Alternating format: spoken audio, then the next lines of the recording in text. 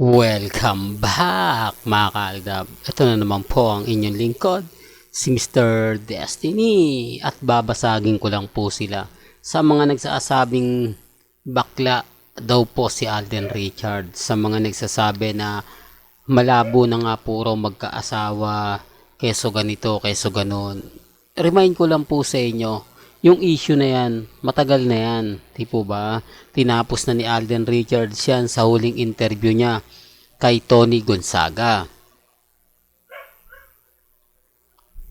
Nakapagwala pong relasyon ng isang lalaki, yun nga po daw talaga yung pinambabasag nila.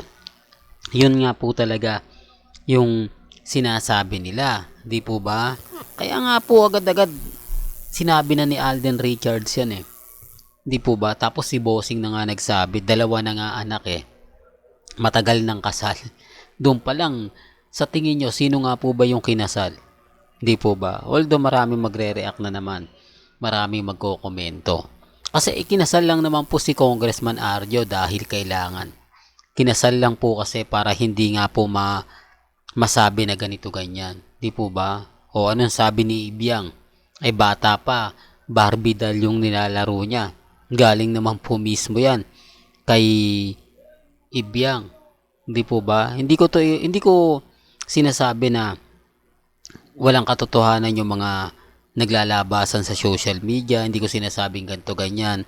Ang sa akin lang po may ebidensya ako at resibo. Galing pa po mismo sa pep.ph. Alam ko naman po na ang pep.ph marami talagang kumukontra dyan. Marami talaga nagsasabing fake news daw yung website na yan. Di po ba? Kasi dyan naman po talaga. Yan, ito po, sa mga hindi po nakakaalam, yan po yung paborito ni Ibiang magpa-interview. Totoo to mga kaaldab. Yung hindi pa siya ganong sikat, yung wala pang mga teleserye noon, papasok pa lang siya, o kukunin pa lang po si Congressman Arjo sa may general's daughter, talaga naman pong masasabi nyo na maingay na po yan. Di po ba? Tapos meron nga po raw siyang karelasyon na after 10 years iniwan niya. Di po ba? Hindi, iba yung kwento eh. Mas maganda yung siya yung kumbaga nagsettle silang dalawa na hindi nga sila para sa isa't isa. At dito nga po pumasok ang sarsuela at nagamit nga po si Maine Polkerson. Di po ba? At least si Alden wala mga video na ganyan na sumasayaw. Although may issue siya sa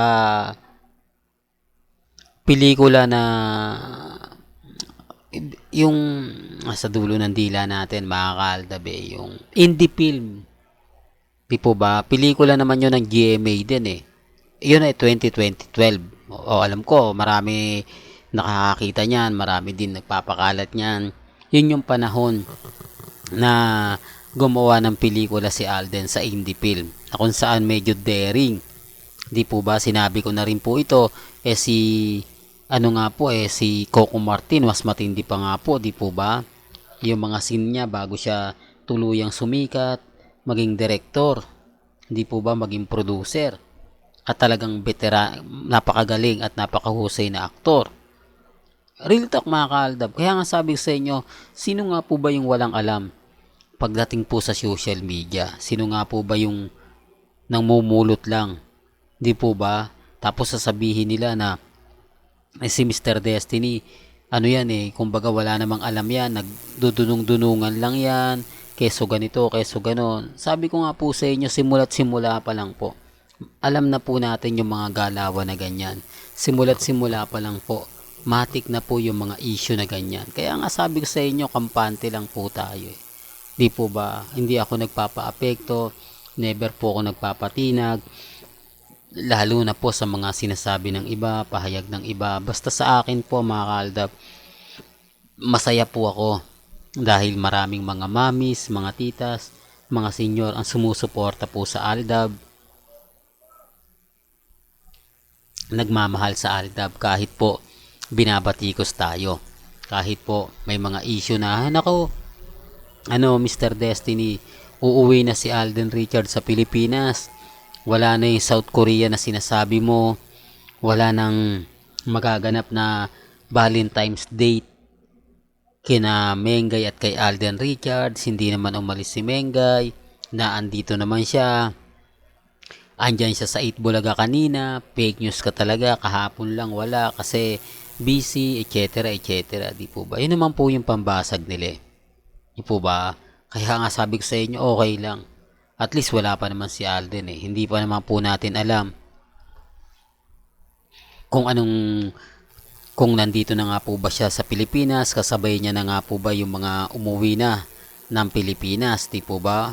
Kaya nga po mag-aantay lang po tayo. Kaya sabi ko nga po sa inyo, hindi pa naman to dito natatapos. Siyempre maghahanap pa po tayo ng update, kukuha pa po tayo ng mga impormasyong mapapaisip kayo, impormasyong kumbaga makukuha natin.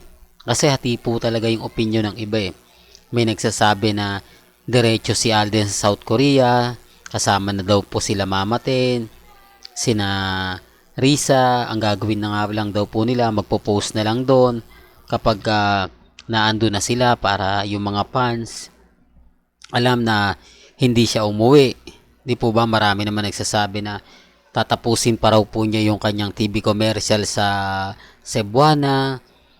O tapos magpo-promote, tapos may nagsasabi sa akin na sa Walter Mart na nakapending pa raw po. Ang ginawa lang daw kasi niya yung sa Sting, hindi pa raw po natatapos. Di po ba? Pwede naman po yun eh. Sabi ko nga po sa mga dumada, pwede pa po yun dahil malayo pa naman ang February 14. Hindi po ba?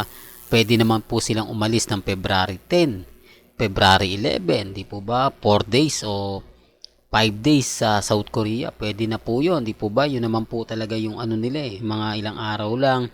Hindi naman sila po pwedeng magtagal sa isang lugar. Lalo na nga po kapag ibang bansa, mainit po talaga silang pinag-uusapan. Halos karamihan nga po sa kanila nakatutok. Tapos eto pa, clone, di po ba? Pansin nyo, bigla nag-trending si Menga, yung pinag-uusapan yung clone. Hindi ko lang alam kung ano po yung magiging pahayag ng Itbulaga.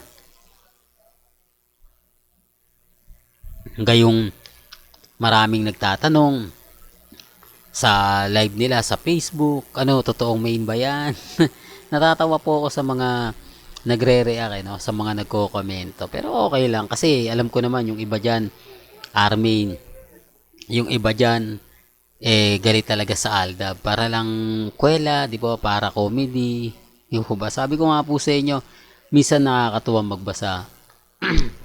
Minsan nakakainis din, di po ba? Dalawa lang naman po yan, yung ma-high blood ka o matatawa ka, di po ba? Kasi hindi naman po may iwasan yung may mga comedy na sinasabi, di po ba? Normal lang po yun. Sabi ko nga po sa inyo, bago kayo, ako po muna yung una makakabasa, makakapanood, makakakita. Kaya bago kayo ma-high blood syempre si Mr. Destiny muna. Pero hindi ko naman po yung pinapansin. Kasi alam naman po natin yung totoo. Hindi na natin yun iniintindi. Basta sa akin, update lang. Kung ano po yung comment ninyo, kung ano po yung mga gusto nyo pong malaman, lalo na po pagdating kina Alden at kay Main, abay, syempre, bibigyan po natin ng update yan. Kumbaga, sasagutin po natin yung mga pinambabasag po nila sa atin. Gaya nga po ng pinanonood nyo ngayon. Di po ba? Sino nga po ba mas sa kanilang dalawa? Well, may kanya-kanya tayong opinion. Hanggang dito na lang po ang ating latest updates. Kaya kung gusto niya pa po ng pinaka-latest at sariwang update, abay, tumutok lang po kayo dito po sa channel ni Mr. Destiny para updated po kayo sa mga latest at sa mga bagong video po na ilalabas po natin maya-maya lang. Kaya kung bago ka lang sa channel na to at isa kang true-blooded Aldab Nation na nagmamahal po kila Mengay at Isoy, tama po ang channel na pinuntahan mo. Kaya consider na po kitang bagong subscriber at huwag mong kalimutang i-share ang mga video po natin sa mga mami, sa mga titas at sa mga senyor. Hanggang sa muli, salamat po sa panonood at pakikinig.